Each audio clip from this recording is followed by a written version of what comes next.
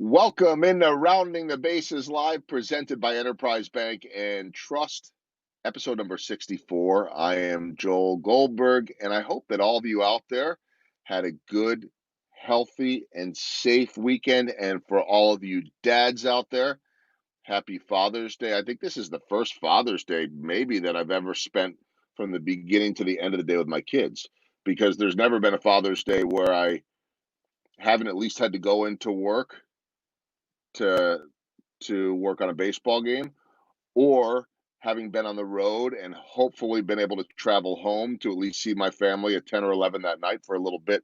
So to have been able to be here for all of Father's Day, all of Mother's Day. My daughter's birthday is coming up next month, the 4th of July, baby. Always around for my son's birthday in January, our wedding anniversary last week. I've never been around for all of those events from beginning to end of the day in my career. So there are positives to every potential tough situation. As for baseball, still don't know. Hoping it's coming back. Actually, my greater fear at this point is the pandemic, but we'll see what happens with that. Big thanks to Enterprise Bank and Trust, hashtag no stopping you, for their partnership and allowing me to best do this show, to more easily do this show with their support. Casey Cattle Company up in Weston, Missouri. If you like Wagyu beef, if you like veterans, you could support both at once. Well, the support comes in the form of the Wagyu beef, and you'll enjoy that. Steaks, burgers, uh, bacon cheeseburger brats. And as I mentioned, veteran owned and operated up in Weston, Missouri. You can also check their social media, and they will deliver to all 50 states, and they'll come down here to Kansas City. JJ's Wine and Spirits, southwest corner of College and Antioch. Wine Wednesday is coming up in a couple of days, 15% off bottles of wine. I need to get, for me, is a health food sponsor for this show, because then I can get the attention of my next guest, because I know he doesn't put anything bad into his system unless something has changed since I met the amazing No, Wesley Hamilton. no Nothing's hustle. changed, right? Nah, not at all. I know you're never going to change in terms of that. I believe that you are a guy that will always keep smiling, good or bad, will continue to put only good fuel in your body. And I've been sitting here day after day watching and seeing all your workouts on social media, thinking, what am I doing wrong? I need some of this guy's energy. But I knew that when I first met you. Um, Wes, how are you, my friend? Oh man, I'm great. Excuse the pup in the back, but I'm doing well. Um, I I think I'm doing as good as I can. Yeah. You know, dealing with the times we're living in. Yeah. Yeah, just so everybody knows, we hear a little bit of noise back there. What Wesley just got a new puppy. Hey, if you gotta go over there and take care of the pup, do whatever you got to do. I could tap dance and roll here all the Yeah, way in. give me 2 seconds. No, you go do that. Watch this. You go do that. I'll do this, and let me set up Wesley's story a little bit, because I know that in my audio podcast, Rounding the Bases, which comes out every Monday, you can find that on iTunes, Spotify, and wherever you get your podcasts. If you look for that, and you search Wesley Hamilton, it was last April 2019. It's one of the best episodes I've ever done. I know in my promo today on social media, I said that a lot of people ask me who my favorite or best guest has been, and it's an impossible choice to make between 70 something, 80 something guests on that podcast, and now here we are, 64 on this one. There's so many stories to tell. But if you force me to pick one, it might be Wesley Hamilton's. And I know we won't have all the time to tell all of his story. I'll let Wes tell more of that here in just a moment. But here is a guy that certainly thought that his life could be over. This was a guy that didn't have a whole lot of direction in his life, and he came through it a completely different man. One, and a story that has been told nationally on Netflix, and it's really it's inspirational for sure. And see, that I told you that I could tap dance and do whatever I needed to do. Unmute yourself there for a minute, Wes, because you took the controls on that one. And all I was saying to my audience was, we probably don't have enough time to retell every bit of your story. However, what I was saying was that I'm often asked, who's the best guest? What's the best episode? And it's impossible. It's like saying, hey, what's your favorite kid? But if I had to start with one place, it might be yours. It was now June, July, 15 months ago that we ran your episode, and probably about 17 months ago that you and I sat down at WeWork in the city. And I remember you said to me, I'm going to be on this Netflix show, but I can't tell you what it is. And I'm just like, what's he talking about? And then suddenly you pop up as a superstar on the show Queer Eye. And I'm like, oh, like I know what this story is now because you just told it. However, now the world knows about it. My first thing to everybody watching is this: just go into Queer Eye on Netflix, which was, it's not the season that's running right now because they just started a new one. I don't know if it's the last season. Season Season 4, episode 2. Season 4, episode 2. Get a box of Kleenex.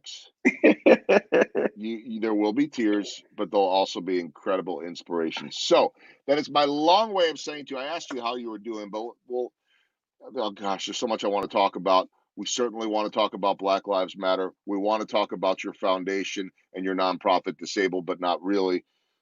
But let's go back to, if we can, the the pre-accident Wesley, post-accident Wesley, and what happened in a somewhat of a nutshell. Oh man, that's cool. Well, hey, first of all, thank you for having me on the Of show. course. I think what you're doing is amazing, especially with the conversations you've had recently. It's really it's been enlightening, I think, to me as well as probably your audience as a whole. So I'm happy to have my input on this as well. So I am a Kansas City native, born and raised here. Grew up on the east side of Kansas City, Missouri. Things that are coming to light now has always been my reality. I grew up not really knowing what opportunity was.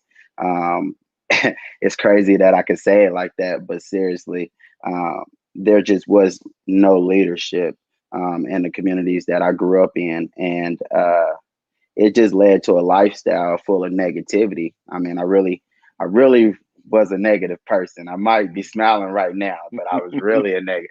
I was mean. I mean, it was intimidating. But anyway, like, uh, but yeah, all of that transpired to me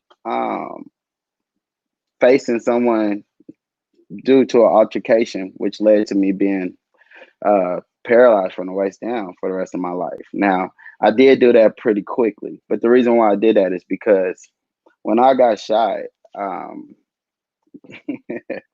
when I got shot multiple times, I had to come to realize that my actions and emotions played a huge part in that day, and they all came from really the way I grew up. But if people know my story, I got to face the man that shot me, and I just want to say that it allowed me to understand his perspective by the life that I lived prior to my injury. Now, after my injury, my life has been amazing. It has been full of opportunities. I've created whatever I wanted to. I've started to change lives. I started speaking my truth. But all of that happened with the journey that I started on coming from my youth of the challenges and the adversity that I faced, which made me whole to who I am today. Yeah, In and a that nutshell. yeah, that's the nutshell, and I'll fill in just a couple of blanks because, like I said, we could get, it's not a bad thing to have either, but we could go on for an hour and a half and just scratch the surface. I mean, when you and I finished with our podcast, I was like, man, I just went through like a whole movie or the retelling of a whole novel in the best of ways, by the way. It And it's is a tough. movie, man. It is a It, movie. hey, but who? I'll ask you this question later. I was going to say it now, but I'll I'm gonna make myself a note because it'll be fun. Um, okay, so to fill in a couple of blanks here for people that don't know, and then it'll really, I think, lead us beautifully into a discussion about racial injustice and Black Lives Matter. And I guarantee you, there's nothing bad in whatever that drink is right there because Wesley doesn't put anything bad into his body. Then there is a discussion. Am I right? Hey, man, it's actually coffee infused juice. or Okay. juice infused coffee. All right. However, Kansas City brand. Okay. First, yes, it's Supporting healthy. local. Who is it? Tell us Uh, who is it. Dream Muscle Coffee. Okay. All right. Yes, I'm sir. I'm I'm I'm all for giving the local companies love for sure. So, Wesley was living a life, a rough life in the neighborhood in the background that he had. He was shot and nearly killed. That incident, you correct me if I'm wrong on any of this, but I'm filling in the rest of the Cliff's notes. That incident involved a girl and a guy that showed up who wasn't, I think, too happy with you. He shot you, he paralyzed you. I know that you laid in a hospital bed, and then I think I believe your mom's house without a whole lot of function, purpose, or desire in life, period. And out of that came an activist, a businessman, a speaker, a man who wanted to change the world and his community, a health addict, a workout addict. Have I gotten anything wrong so far? Nah, you're doing perfect. Okay. And a huge smile that I can't imagine a mean guy who didn't like life or was angry. I can't imagine that one. But anyone that meets Wesley Hamilton, first and foremost, comments on the smile and the energy. But I want to back up here because this is important among the million things we got to talk about, and I'm talking a lot. Is yesterday was Father's Day, so happy Father's Day, because I believe that it was the girl that you were a father to that helped change your life and give you that motivation, correct? Oh yeah, man. Yes, yes, yes. As speakers, we get to a point where, we've said our story so much that we do try to, just sum it up. But I appreciate you, knocking out and clarifying that a little bit. But yes, yes, if it wasn't for my daughter, I don't think I would be here. My beautiful little girl, she's 10 years old. Got to celebrate Father's Day. Happy Father's Day to you as well as Thank everybody you. else. But yes, it was. I got sole custody of my daughter several months before I was shot and paralyzed, and I think me knowing that I could not be defeated, uh, or me knowing that I could not allow my daughter to witness my defeat because she was there every day, gave me the strength or to be more than what I ever thought I could be. Yes, sir. Our kids. Yeah, my kid. Oh man, like seriously though, if it wasn't for her, she doesn't know that yet. She doesn't know the value, that she brought to my life. Sure. Just being there. But if it wasn't for her, I wouldn't be who I am, and I wouldn't keep going. I wouldn't keep going. Because if I remember correctly, a Wesley Hamilton in a wheelchair suddenly felt, because of his daughter, that he had superpowers. Am I right on that? Man, yeah. Every time she seen my wheelchair, she was like, "Daddy, you in your Superman chair?" And as a person that didn't even have the strength to smile, right? Like, started to understand that I have had to have that Superman strength because that's what my child was already seeing. Like, she was already manifesting what I later on started to acquire. Mhm. It's I've told you this. I know many people have. It's hard to imagine a guy that didn't see a whole lot of purpose in life for someone that is so unbelievably driven now. But I want to back up here because I think this is important too in the Black Lives Matter um, conversation that is being had, in the racial injustice conversations that are being had. And I told you before we came on, and I won't go on a whole diatribe about it because I've been doing it a lot. That there's so many of us in the world, white people, that just didn't fully understand that we tried to love everyone, but yet we missed the mark on in so many ways, which is what I call empathy or walking in someone else's shoes. And so it might be hard for people to understand a statement that you made to me on the podcast about how you just, when you got shot and you were laying there, in your mind this was the way it was supposed to go, that this was not a surprise to you. And we can have that further discussion in terms of racial injustice with police, but not just police. systemically across all institutions. I think one of the mistakes we've made here is singling out police, which, by the way, and I say this only because there are a lot of good police men and women out there. You know them, I know them. There is a systemic issue of racial injustice across all industries or most industries. It shows itself in different ways because police, they have that authority and that ability to do some things that are now being caught on camera. Most don't, some do. We're still seeing that one. But I want to go back to the way you were, the way that you were growing up, and what about a lack of hope would have you believing that this was in your 20s the way it was destined to be? Oh man, I grew up around a lot of women because my mom's only brother was murdered at the age of 24. And I come to think sometimes, that could have been the uncle that taught me how to be a man, right? Like, and then I look at, my dad and my other family on that side, and just the lifestyle that everybody lived. And there was the leadership that I saw was what I fell into. But all in our, and at least coming from where I come from, what I've always lived by is you got to make it to 21. And if you make it to 21, that's an accomplishment. But every year after that is a blessing, right? But you still never, I mean, come on now. I'm telling you, you're hoping to make it to 21. Like there's people that is like hoping to make it to 80, right? Mm. Like we're just trying to make it to 21 because most of us never get a chance to get there.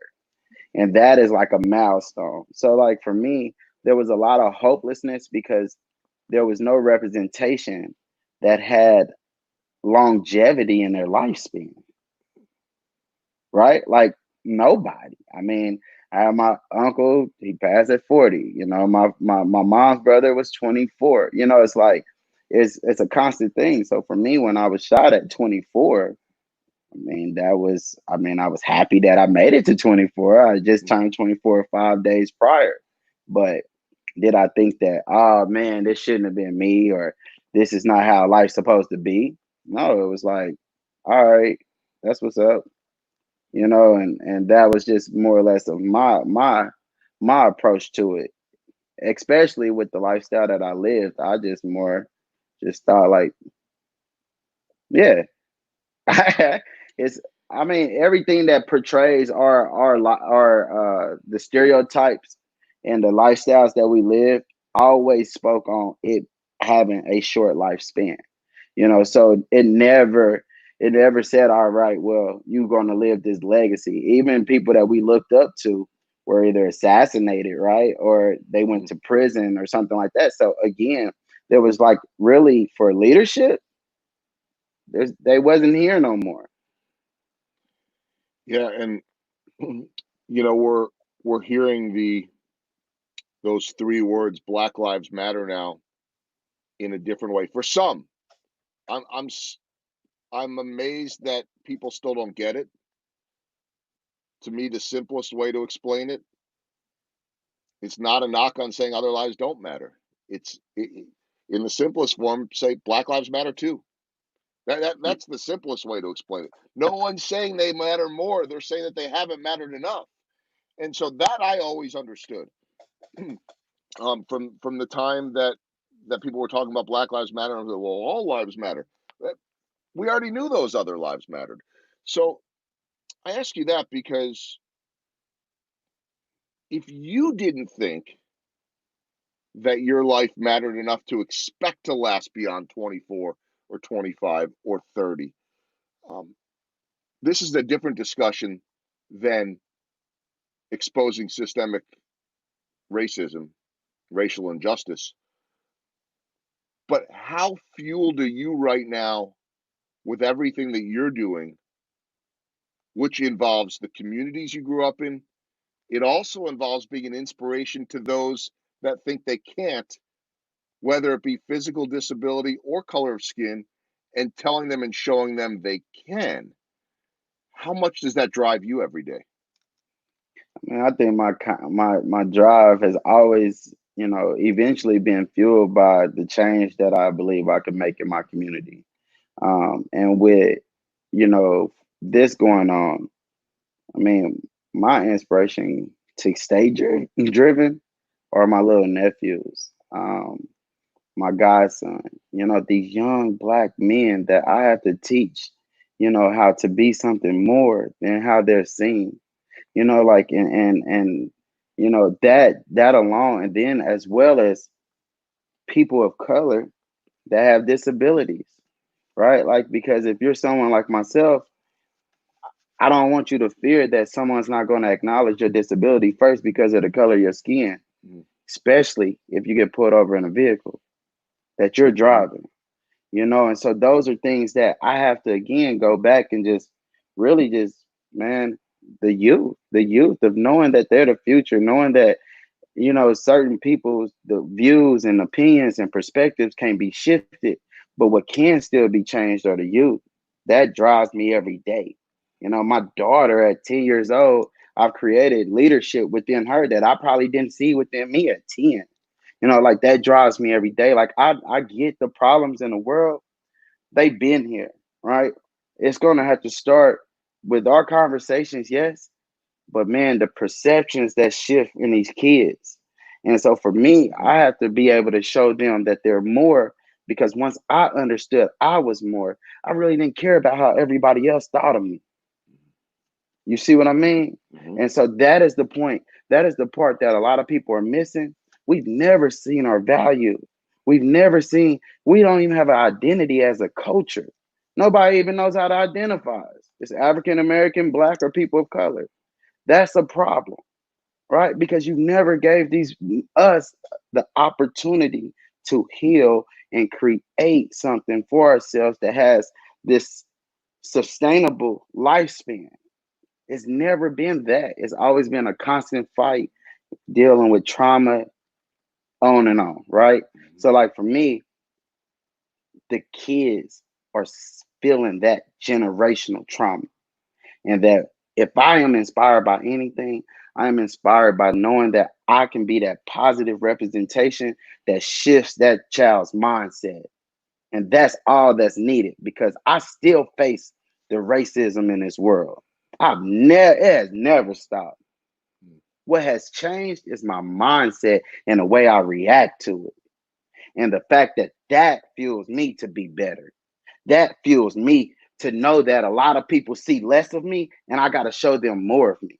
And I got to show them kids more of them, because if they don't have the right mindset, that less that someone thinks of them will eventually become their reality, because they're still hunting for identity because they lack the representation. So what's been going on lately is has been remarkable in, to me, many ways, and I'm curious your take on it because again, I grew up with privilege, and I knew that, by the way. But I thought growing up with privilege meant that, I grew up to middle class parents, and so were we rich? No, but never struggled for food and shelter and a car. So I felt like, hey, as much as a teenager could understand perspective, that, and I grew up in a community with a lot of wealth, not here in Kansas City. So I always, as a kid, it was like, wait, they have more than this. They have but I understood that my parents worked really hard and that we had things that others didn't have. I thought that's what privilege was. I didn't understand. I won't go through the whole story again. I've done it on this podcast, that being pulled over by cops really involved no fear other than, oh man, I might get a ticket. There was nothing in my head that would make me think otherwise. See the difference between you and I right now in terms of our biases, right? So I know I have a better understanding of that. The story I told in a recent podcast was getting pulled over at gunpoint, and still my head never went to, am I going to be safe? My head immediately went to, this must be a misunderstanding. And it was. But that's the privilege that I had growing up. You're laughing, I know, out of saying, are you kidding me? How nice must this be? But It sounds so good. yeah, you know, and that's heartbreaking for me to think about. Like, why shouldn't everyone have that privilege? And so, you know, I'm understanding that way too late in life, but I hope with still a lot of time to help. It will be people like you.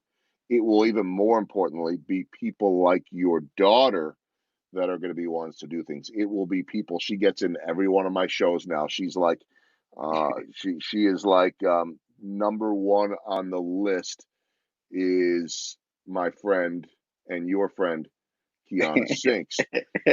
I keep bringing What's her up, up Kiana? because I've said I'm taking her on the road with me as my new publicist because she's always promoting me. But more importantly, she's promoting so much in her community. She is an inspiration.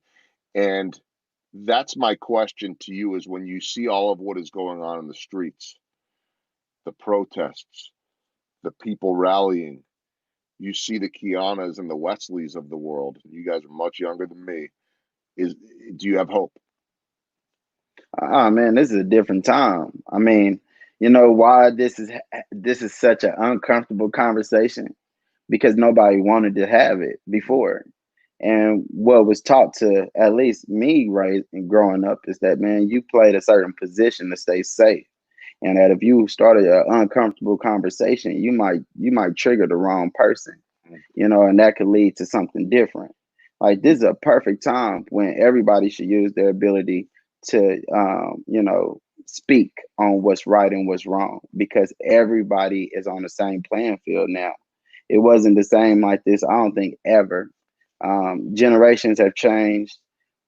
Technology has, improved. And so I think with that and social media, the reach has became a lot larger. And honestly, man, we tired. I like at the end of the day, I mean, I don't care about no platform I am. I'm gonna constantly speak my truth, right? Like, and I'm gonna constantly motivate people to, be themselves and allow that to be something. But in this time right now, I've literally had to understand that no matter what I do in life, when I walk out of any door, I'm always going to be seen for the color of my skin. And the reason why everybody should continually speak up until all the wrongs are starting to be right Mm-hmm. and change actually happens because this is a time when we've all had to deal with so much adversity. Might as well add a little bit more to the plate so that once we get into the next year, we are starting on a whole new slate. And that's just that's yeah. So I do have hope. I have more hope than I've ever had. I've spoken up more than I've ever done. I've put in more effort than I've ever had because I see it.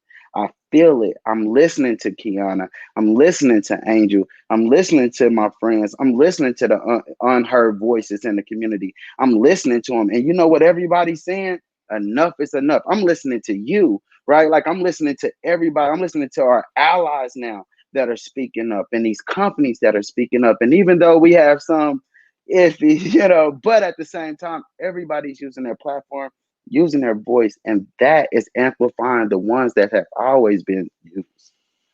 So yes. Yeah, there's still such a long ways to go, and when you talk about being tired, I feel like every day I understand that a little more, and I want to keep understanding it.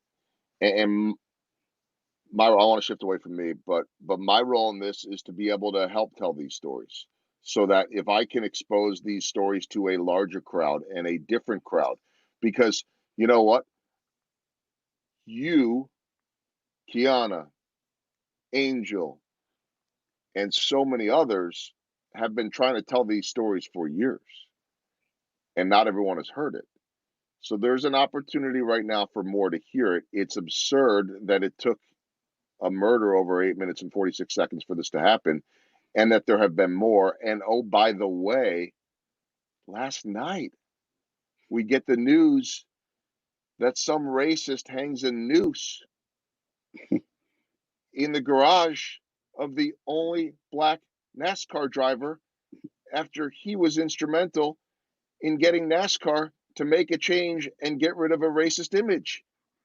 So I ask you, Wesley, reminders like that, how much do they continue to tell us how much work has to be done? I mean, yeah. I mean, that's you know what the reminder that anyone needs. If you really need a reality check, just go look in the comments of any highlight that's on news media. Like Yeah. I think that is a stab in anybody, in any activist, any child, any person that is really just trying to see something happen, some change. And when you see how people's views are and the things that they say, it's a dagger to your soul, because a lot of people don't understand that the way I was raised to respect those that will never respect me. I was raised to actually put on a mask so that I could talk the way that they wanted me to speak. I could look the way that they wanted me to look, right? Like I can go and put this mask on so that I can go into that community and have those resources. But what shows me is that we're not welcome in those communities, right? Like he makes a big statement for NASCAR, and what happens? That's that man's life on the line. What if he dies tomorrow? Is that going to be a story that's going to raise headlines for what? A couple months and go away? And that problem's going to be swept under the rug. And then every young kid, every young black kid that wants to be a NASCAR driver is going to take that dream away, right? I don't want to go into that circumstance.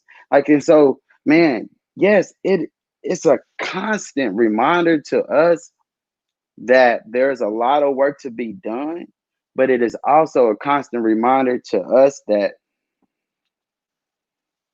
no matter how much work is done, there's going to be some people that will never change their views on life.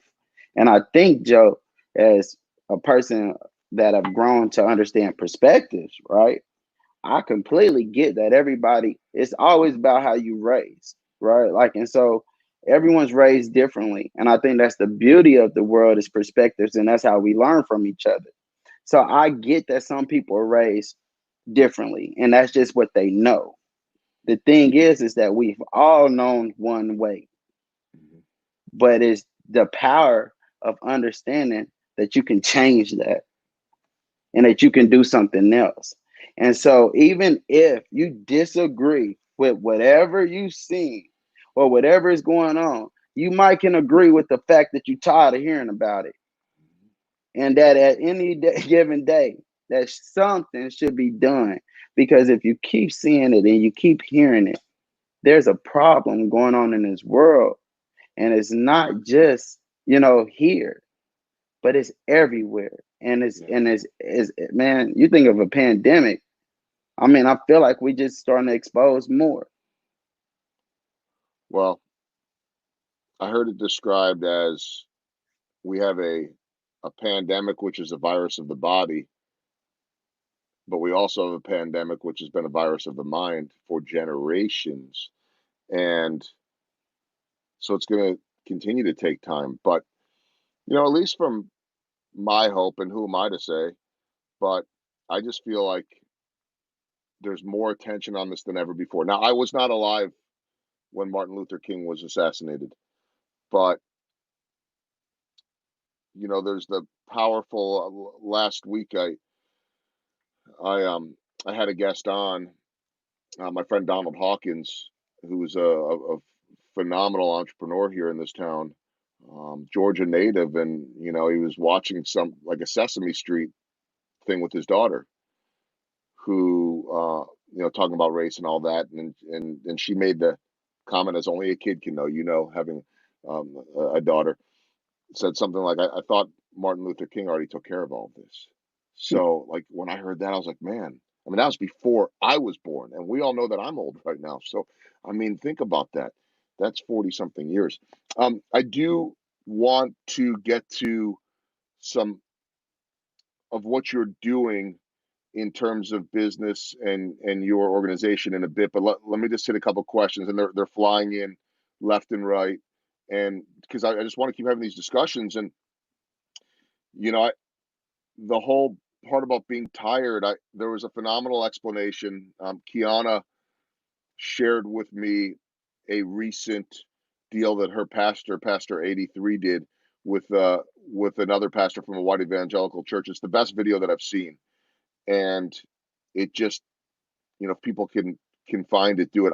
And by the way, if anyone is watching that can help, Keanu's going to help a little bit. I'm trying to get the pastor on my show because his energy is very Yeah. similar to yours. I don't know if you know him. I've never met him, but I watched it sitting in bed taking notes that night, and I was like, boy, I just got an education, and it's energy and influencers like that I want on this show. A couple of comments that came in. Deb says, I've understood white privilege more in the last 5 weeks than in the last 50 years. Maybe it's never too late. I, I Jennifer Dehan, as a woman of privilege, I had a lot of barriers to growth and leadership in the job market and in starting my own business. What are some of the things you are showing your daughter to manage both race and gender in her climb to her dreams? That's a great question. Um, Honestly, it's the same thing I kind of would teach everyone. I just teach my daughter how to accept and, respect and love herself first. Allow that to pivot her opportunities. As a black man with a disability, I get to face adversity in so many ways that I'm constantly educating my daughter on how to face adversity and how to react to it. But as a man and just a single father, I can't teach her how to be a woman in a workspace, because I really can't relate to that type of adversity of what women face. But I know that a lot comes with self-respect and confidence. And so those are some of the key values and principles that I try to instill in my daughter, as well as integrity, so that she can allow those things to help her succeed in life.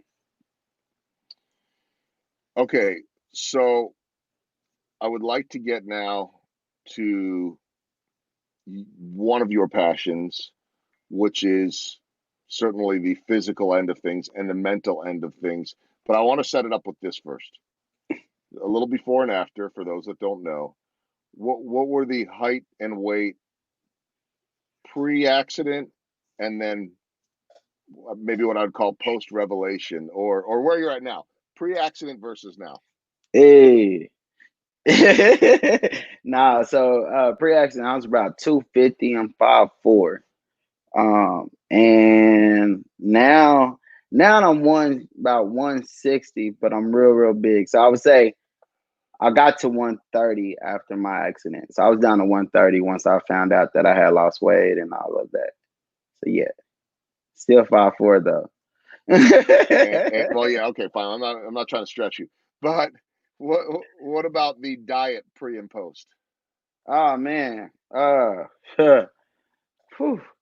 Well, let's say I was not educated on nutrition, so I just ate whatever I wanted. Double quarter pounder with cheese. Like that was my specialty with mac sauce. And then post, like I just ate egg whites and turkey bacon for breakfast. You know what I mean? So And more now, more healthier now than ever due to a lot of education. But I'm a completely different eater as well as you know lifestyle altogether. and then I want to do this while I'm talking to you, because we'll get a little bit of chance for people to see. So there's the website, IamWesleyHamilton.com. I got to get that one up too. But this is just a little bit of a look at Wesley, and between the working out and helping others in your gym, and then also now traveling around the world. This will be great video while you're talking. What's your daily routine now in the gym? Oh man, I try to just challenge myself every day and just try to go heavier, try to go smarter. But I go every day. I work out 7 days a week, just trying to stay as active as possible. Um, my routine right now, I'm trying to do like bodybuilding again. I'm trying to get back in bodybuilding and competing. So I would say that my at least the way my routines are going down is a little bit more intense when it comes to strength training. But I'm hungry for it, man. I have to always be that example. I learned that in the early stages of my journey of being the change that we wish to see in the world. And so for me, I'm just I am hungry for challenge, right? Like I'm hungry to face adversity because I know for a fact that I can make it past it. So I popped up the one website. We got to get to the other one in a second, and I just typed this in real quick. Yes, that's right. So for people that want to learn about Wesley, the philanthropist, the speaker, just everything about him as a man and who he is, there's the website. My question in terms of speaking, and I do a lot of speaking myself, but for the message you have, it should be an instant sell to any company that wants to bring anyone in. I will put my stamp behind that. Uh, where have you traveled? Where have you gone? Oh man, dude. I gotta go get my shot glass collection. No, I'm just playing.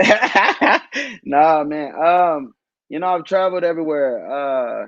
I had the opportunity going to London, last year, which was pretty huge, and got a chance to be in BBC's studio, and do a pretty dope interview. But going places to Oregon, all the way to North Carolina, all over the country, sharing my story and speaking has really been a true honor. New York, love New York. Jersey, yo, hey, Miami. I didn't even travel before I got paralyzed. So like to know that I've been so many places and been able to meet so many people and share. I mean, I went to Oregon last year. Like, who would have known that? I wouldn't have. You never went anywhere, right? You never traveled as a kid, right? No, man. I mean, if it was, it maybe it was a family reunion, something that was random, or a Six Flags trip. But it was never like we just didn't travel. You always try to keep your money in the house, And so, yeah. So for me to be able to go and travel and explore, I went to Crater Lake in Oregon. Some experiences like that has really shown me what we've missed in our communities and what we need to gain to help change our mindsets. I know I threw that back in there, but like you said, in the process of storytelling, like everywhere I go travel, I go and I embrace it. But every time I'm there, I'm like, I got to bring my family back. I got to bring other people to experience this and see this because it wasn't even shown to us in our books to see what life could be, like, but yeah, man, I travel. I love traveling for that exact reason to show people what life looks like outside of your own community. Yeah, but it's interesting that you say that because you talk and then I want to bring up disabled but not really in a minute, but you talk about how it was never taught, that it was never in your books. You know what else wasn't in a lot of the books, like the ones that I had growing up, was nothing about nothing about Black Wall Street in Tulsa, nothing about people being murdered, nothing about Juneteenth. Now we have companies, organizations that are wanting to make Juneteenth an annual holiday that you do not come into work no matter what the color of your skin. Again, maybe it's progress, but I don't know about you. We weren't taught a lot of this stuff. I wonder what you think about that. Um, you know, I think a long time ago for us, you quit arguing. You just figure out how you can make a better solution. I know that, like for me, I've always thought like just build our own schools that can educate, different, or like, and that's just for me saying of why, because, I think a lot of Black people don't know their history either. If it wasn't taught to you, then you got to understand it wasn't taught to many. If you did know your history, then most likely you knew it because maybe you had someone in your family that made sure you understood your roots. And so that was something that I had a blessing for, was having family members that really showed. And then Kansas City's always had amazing Juneteenth celebrations every year. So like for me, I was always part of the festivities because we wouldn't go too many places that didn't represent us, you know. And Mhm. so for me, yes, but it doesn't surprise me. Mhm. It doesn't surprise me because we had a month to speak our history, and through the curriculums in school, we always saw what that history shown, right? Like, and so for us, that was always the argument. Why is Black History 1 month? And so if Yeah. that's 1 month and every other history is the rest of the year, then that was already a problem. I think once we recognized that as a problem, we didn't yeah, it was hard. Again, like I told you, it's hard to throw up that uncomfortable conversation because you don't know what place it was going to put you in, especially when your history showed people that spoke up might have had something happen. You know, it was like a lot Mhm. of that, a lot of fear was put into a lot of us at a young age or through generations that made you say, all right, I ain't even gonna speak up about it. You know, you think about it, you seen somebody get beat. If it wasn't no camera phone out, you didn't hear about it. Well, That's right. nobody gonna say nothing. You know, and so those are things that's the reality is that that fear set in so much that people wouldn't talk about it. Am I happy about it? Do I see something changing? I would love something to change because I feel like that would help people perceive us, but I also it's a lot of work to do. It's Yeah. hard for me to even talk about the topic because I'm still stuck on how we've always been viewed as, threats. The color of our skin has been viewed as a threat, no matter where you are, no matter if it was police, no matter if it was, a company. You know, like I grew up in a lifestyle that I got to feel things differently than a lot of other people. That's why your conversations are amazing because you're going to be able to see that almost everybody's going to have a different perspective on how they were brought up. Mhm. But at the same time, that allowed me to just not see too much of good happening, not in the educational system yet.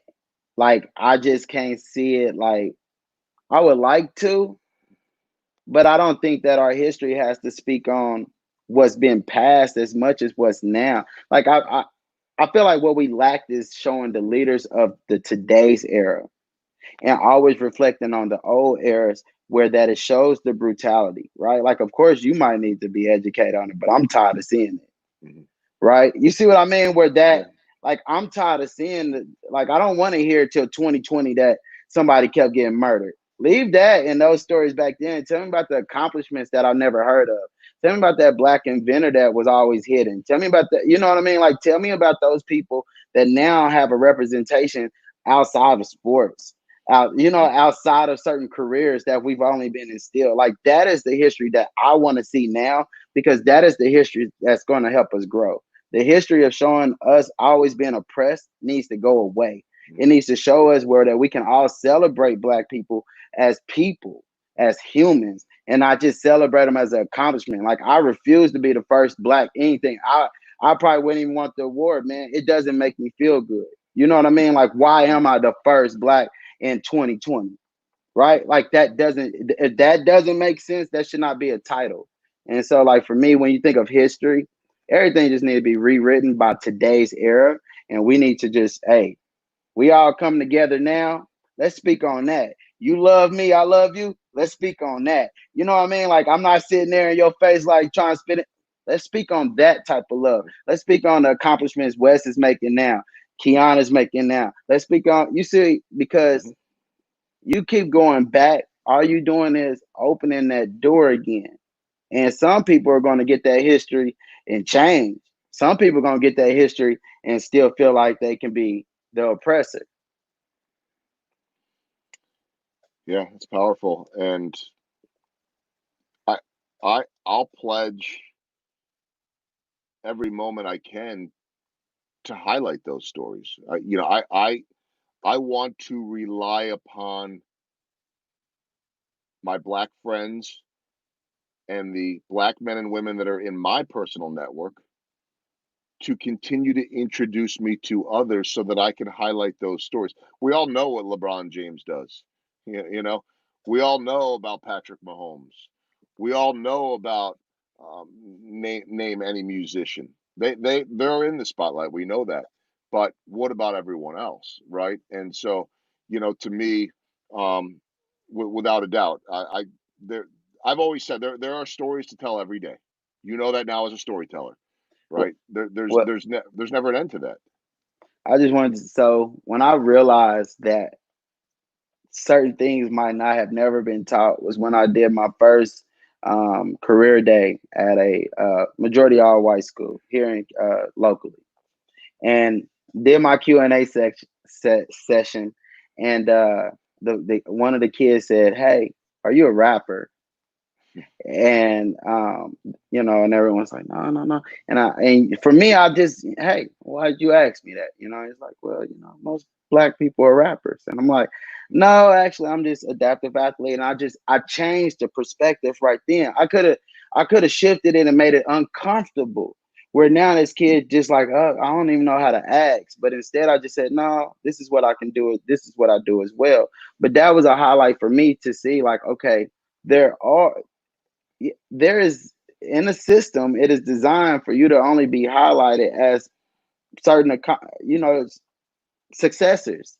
And so, like you said, everybody knows LeBron James, but you had to see hidden figures to see who was working with NASA, right? Mm-hmm. Like you had to start looking at movies like that to say, "Man, are you serious?"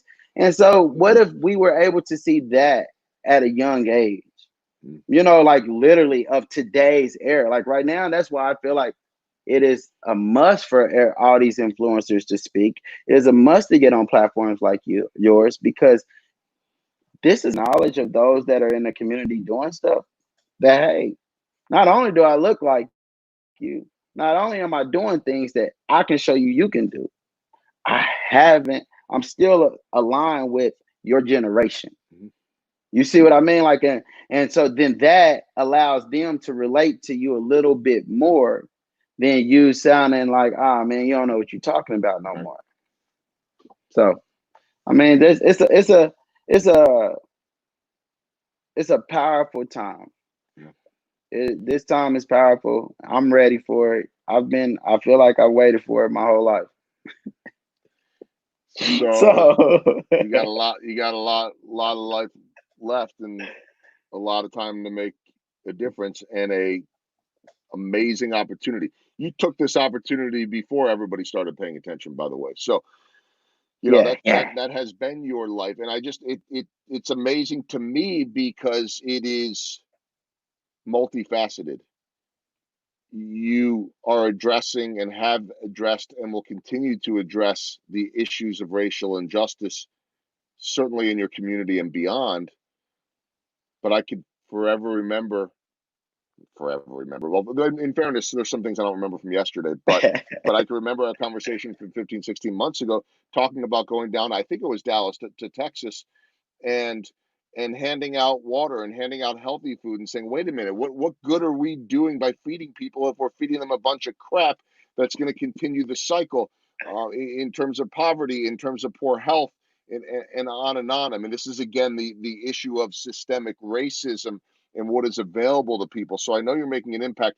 I before we before we wrap up, I've got to let you talk about disabled, but not really, because first off, it's like one of the most accurate, literal, and I hate the overuse of the word literally, literal uses of a title that applies to you. Tell me about disabled, but not really.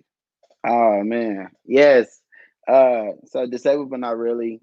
Organization that I started soon after I found out that I lost 100 pounds after being paralyzed. I just knew that if I was able to do that for myself with physical limitations, then I could help other people with limitations, whether they were physically or mentally. Because I overcame something physically, which shifted my mindset, and that allowed me to create opportunity. So I knew that I could help people, and I wanted to just help those instill a physical limitless mindset that's always been, trapped by circumstance. And so we do a we okay. Let me start here. We were doing an 8-week program called the Help Me Fit Challenge.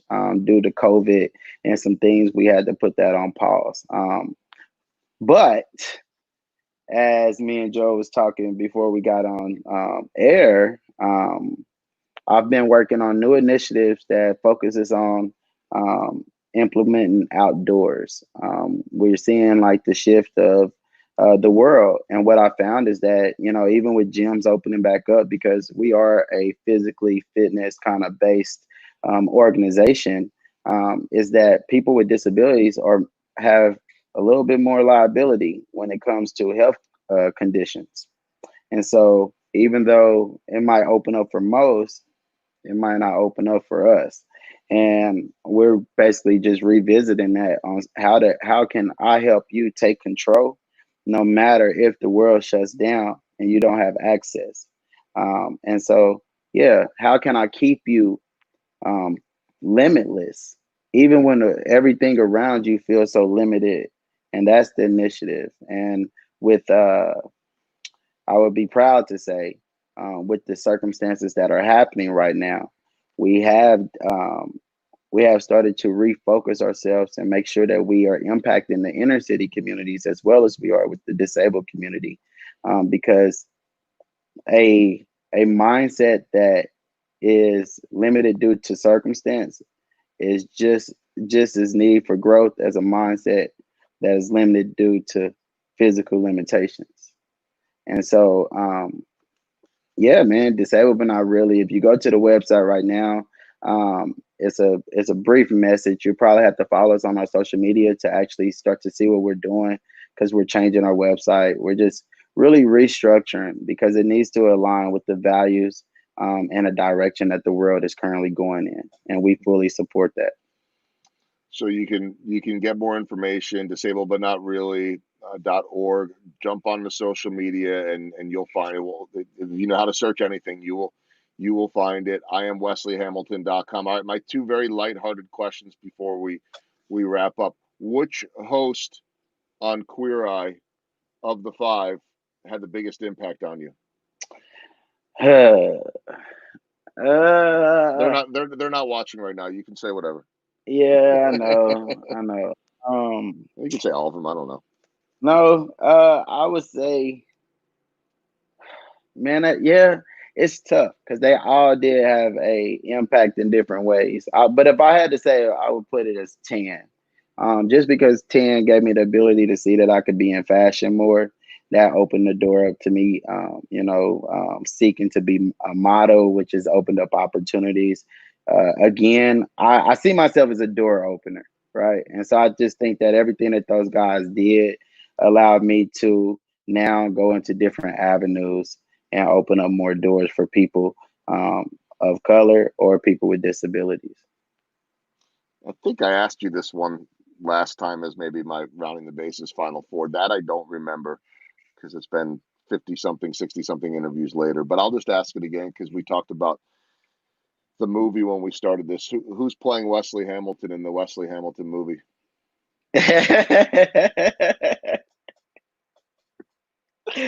Oh man. Um yeah. I don't know, man. You know what? I think I Denzel too old. I mean, he could probably do a good Wesley, but nah, Denzel. You know what? Maybe Michael B. Jordan. That works. I think that could be good. I think he can really portray Wes real good. So That'll work. Michael B. Jordan is the answer that we will go with on that one. It is a movie. If anyone wants to hear more of the story, certainly watch Queer Eye. Listen to my podcast, Rounding the Bases. Just search for Wesley Hamilton on there. And it's just this amazing story of overcoming adversity, life and death, but also one of forgiveness too. That's my last question when we wrap it up. When you look back and think about facing, which happened on Queer Eye, facing your shooter and forgiving him, does that still seem like the biggest of moments? Or does it seem like so much time has passed and with everything going on right now that there's just bigger? nah, man, I don't even think it was big for me at that moment because I had already forgave him before it happened, right? Like I think the day that I seen him, I was thanking him because I'd already forgave him, and by me forgiving him, allowed me to live my life that I could thank him for the day we seen each other. And I think that I don't think it. I think it was just part of the plan, and I think that's why it's not like an odd moment no more. It's because there's so much more now that can be done. Like that moment there allows me to have an input on a conversation we're having today, and it's like because now I've done something that shifts perspectives, Mhm. right? Like in that. So I think that if anything, it was just to lead me into this direction of what we're doing now of uncomfortable conversations and to provide that perspective on how do you get that power to tell someone like that, thank you. But it was, yeah, Well, I want to tell everybody, go watch Queer Eye. Go much check love. out all of Wesley's stuff. If you're looking for a speaker, hire him. I can't say enough. And of course, check out the websites again. I am wesleyhamilton.com. Also, disabledbutnotreally.org. Get involved with this man. Good things will happen. Uh, Wes, we've known each other close to a year and a half, and I'm still getting to know you. But I'm grateful that you would come on here. I'm grateful that you're willing to continue telling your story and for the work you're doing. And the only ask I have of you, because you are that famous person now, certainly here and in certain circles, and that'll continue to grow. You have that voice, so continue. Of course, I know you'll continue to do that and inspire and help others too. Kids with disabilities, whoever it might be. But my ask from me to you is let me know and make those introductions to people who you feel's voice need to be heard on this show or others, doesn't have to be mine, Hmm. and help me and others with that so that we can help share those messages and just all find a way to contribute in some form or another. I know you'll do that, and I'm here for whatever is needed. We all have a small part we can play, and so that's sort of my pledge and my ask of you. Oh man, well that's fulfilled, brother. All for it. I think that it is a lot of work to be done in the world. Hmm. In the last few weeks, we've already started the shift, and so I think Kiana, she said it best. I don't know if it was your podcast or someone or your show, but she said, think about this as uh, you can't just get a summer body overnight. Hmm. So like if you can't just get a summer body overnight, it's a process. It's a This is a process. process, and we're Hmm. starting the process. And so now we're creating a habit. And now that the habit's created, now we can start really getting in depth. So yes, sir. Thank you for what you do, and I appreciate you. Back at you, Wesley Hamilton. Thank you. Thanks for spending the time. Congrats on the new puppy too. Hey, appreciate it. All right, hang tight for 1 second. That is Wesley Hamilton. Uh, See why I was so excited about having him on the show. I say this about some of my guests. They're just somewhere you say, boy, we could go for hours and hours and hours. And Wesley is certainly that. I do want to thank my sponsors real quickly before we wrap up this Monday edition of the show. JJ's Wine and Spirits, southwest corner of College in Antioch. Go check them out any day of the week, all 7 days, but certainly Wednesdays, 15% off all bottles of wine, and they will help you with that personal touch and picking out whatever you need. Casey Cattle Company, whether it be on social media or on their website. If they're sold out of anything, just keep checking back because they fill it up fast. Wagyu beef, high demand, veteran owned and operated, and spectacular quality. They're up in Weston, Missouri. They will deliver to all 50 states. And a big thanks to Enterprise Bank and Trust. Hashtag no stopping you. Most importantly, thanks to Wesley Hamilton for spending a good hour plus with me here today. Hope you will continue to support him, be active, listen, continue to learn. We all have more to learn, and hopefully, we're able to do that and make the world a better place. It's never too late to be able to do that. Let's keep helping and make these changes and see what we can do all together as one community. My name is Joel Goldberg. Thanks for watching Rounding the Bases Live, presented by Enterprise Bank and Trust. Hope to catch you back here tomorrow. Please share this with your network and stay safe, everyone.